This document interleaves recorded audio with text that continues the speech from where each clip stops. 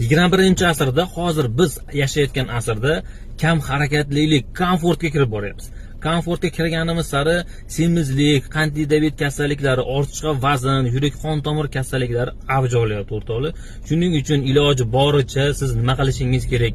Kelajakda kasal bo'lmasligi uchun, qandli diabet kasalligiga chalinmasligi uchun kamida bir kunda 1 kilometr, 2 kilometr piyoda yurishingiz kerak.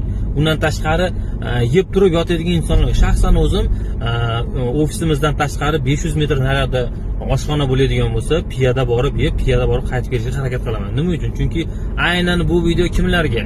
40 yoshdan 50 yoshdan oshgan insonlar, ota-onalar diqqatiga bu video aynan sizlarga tegishli. Kam harakat bo'layotgan insonlar, aynan sizlar kelajakda yurak qon tomir kasalliklari, yuragingizga stent qo'ymaydigan bo'lsangiz, kuniga kamida 1 kilometr, 2 kilometr yuring.